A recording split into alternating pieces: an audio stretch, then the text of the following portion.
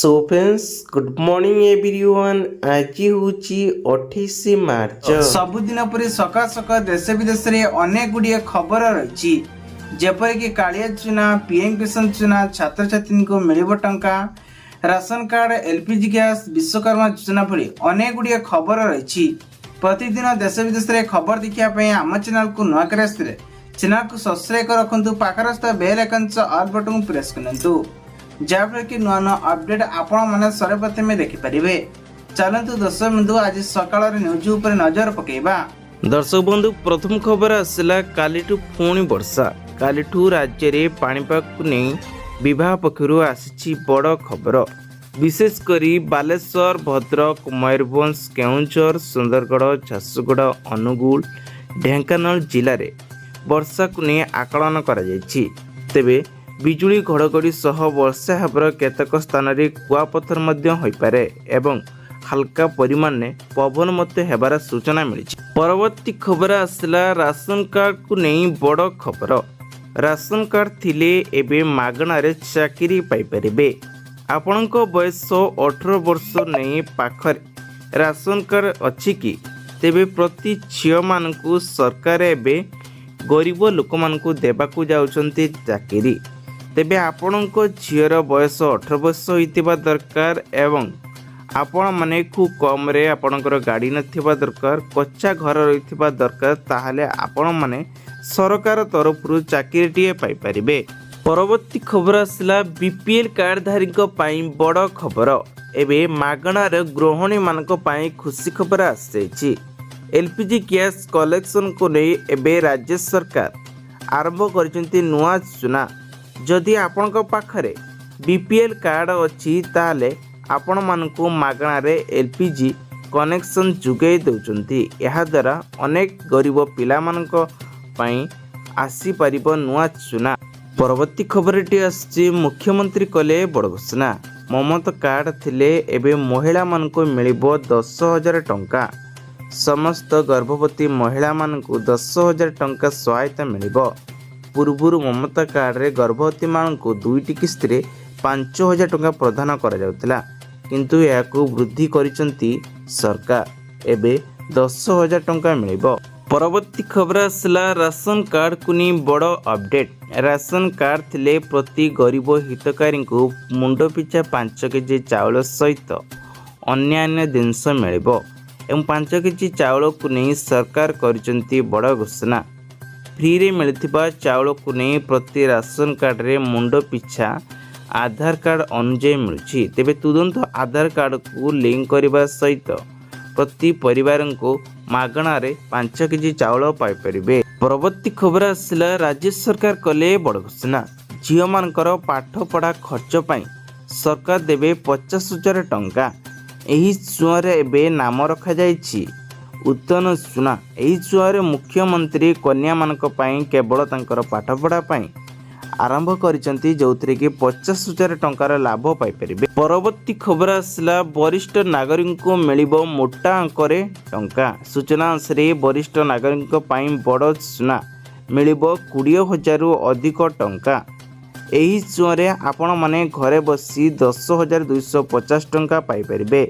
जदि जड़े वरिष्ठ नागरिक एठारे 5 लाख टंका विनियोग करती ताहले प्रति त्रिमासिया 10,000 टंका 250 टंका पाइबे। परवर्ती बड़ खबर आसला शिक्षकों माई बड़ खबर।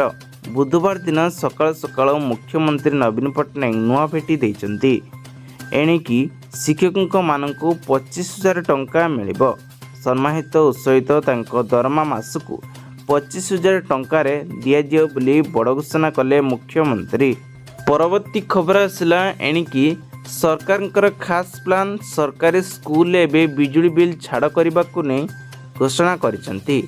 घरे ग्राहक को 200 यूनिट पर्यंत मागणा विद्युत बिल जोगाई देबाकू लक्ष्य करी राज्य सरकार गृह ज्योति योजना आरंभ करिसंती।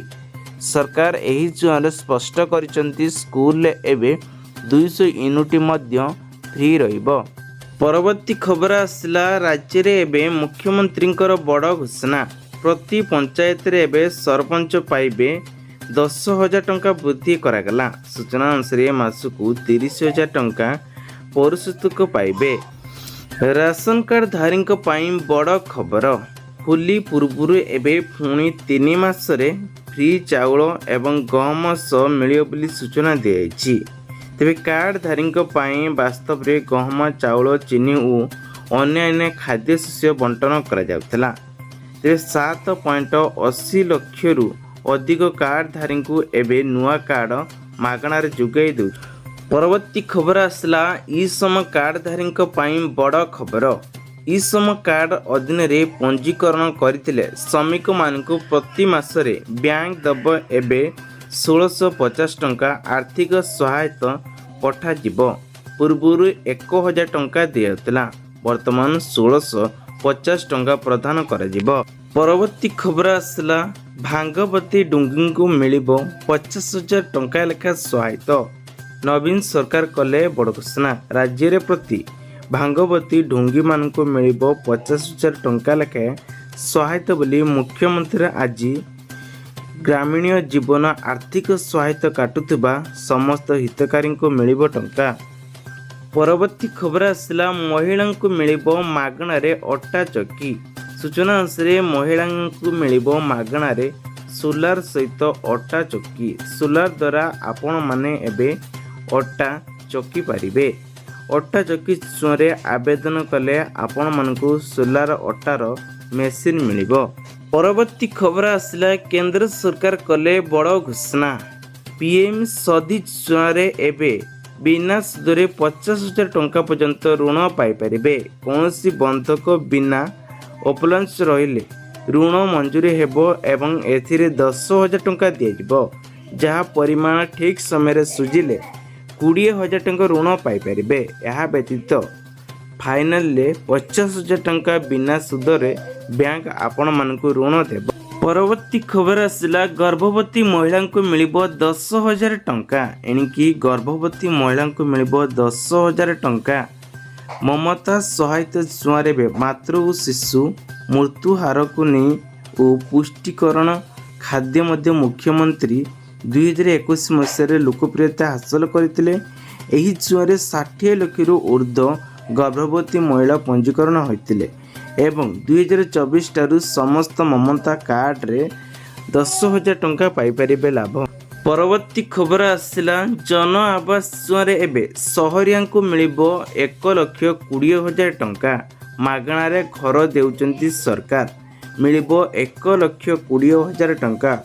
ପୂର୍ବରୁ 2 ଲକ୍ଷ ଟଙ୍କା ଲେଖା କୁହାଯାଉଥିଲା। ତେବେ କେନ୍ଦ୍ର ସରକାର ପ୍ରଧାନମନ୍ତ୍ରୀ ଆବାସ ଯୋଜନା ମାଧ୍ୟମରେ ଏହି ସୁନାକୁ ସୁବିଧା ଯୋଗାଇ ଦିଆଯାଉଛି। ପରବର୍ତ୍ତୀ ଖବର ଆସିଲା କାଳିଆ ଚୁଆଁରେ ଚାଷୀ ଭାଇମାନଙ୍କ ପାଇଁ ଖୁସି ଖବର। 84 ଲକ୍ଷରୁ ଅଧିକ କିଷାନଙ୍କ ଆକାଉଣ୍ଟକୁ ମୁଖ୍ୟମନ୍ତ୍ରୀ ନବୀନ ସରକାର ଏବେ 2,000 ଟଙ୍କା ଲେଖାଏଁ ରିଲିଫ୍ କରିଛନ୍ତି। ପରବର୍ତ୍ତୀ ଖବର ଆସିଲା PM କିଷାନ ଚୁଆଁରେ ଆସିଲା ବଡ଼ ଅପଡେଟ୍। PM କିଷାନ ସମ୍ମାନ ଚୁଆଁରେ 16ତମ କିସ୍ତିରେ ଯେଉଁ ଚାଷୀମାନଙ୍କୁ 2,000 ଟଙ୍କା ଲେଖାଏଁ ଯାଇନାହିଁ, ସେଥିପାଇଁ PM କିଷାନ ଚୁଆଁରେ KYC କରାନାହିଁ। ତେବେ ଜଲ୍ଦି KYC କରିବା ପାଇଁ ଅନୁରୋଧ କରାଯାଇଛି। ପରବର୍ତ୍ତୀ ଖବର ଆସିଲା ଆଧାର କାର୍ଡ ଧାରୀଙ୍କ ପାଇଁ ବଡ଼ ଖବର। ଆଧାର କାର୍ଡ କୌଣସି ପ୍ରକାର ତ୍ରୁଟି ଥିଲେ ଏବେ ଜୁନ୍ 14 ପର୍ଯ୍ୟନ୍ତ ଫ୍ରିରେ କରିପାରିବେ ଏହି କାମ। ଏହି କାମ ପୋଷ୍ଟ ଅଫିସରେ ସରକାର ବର୍ତ୍ତମାନ ମାଗଣାରେ କରୁଛନ୍ତି। ଏହି ସମୟରେ ଜୁନ୍ 14, 2024 ପର୍ଯ୍ୟନ୍ତ ବୃଦ୍ଧି କରାଯାଇଛି।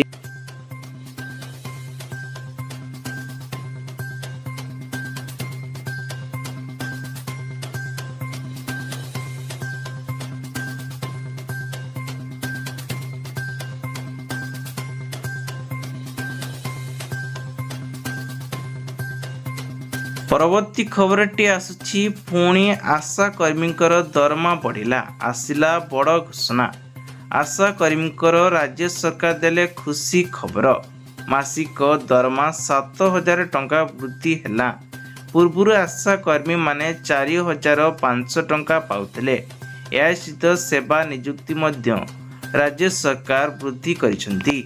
ପରବର୍ତ୍ତୀ ଖବର ଆସିଲା ସୋସିଆଲ ମିଡ଼ିଆରେ ଦେଖିବାକୁ ମିଳିଛି ଇଲେକ୍ସନ ସମୟରେ ବିଜେଡି ଓ ବିଜେପି ମଧ୍ୟରେ ଏବେ ମିଳିତ ହୋଇଛି। ତେବେ ଏଇଭଳି କିଛି ଘଟଣା ବର୍ତ୍ତମାନ ସୋସିଆଲ ମିଡ଼ିଆରେ କୁଆଡ଼େ ଦେଖିବାକୁ ମିଳୁଛି।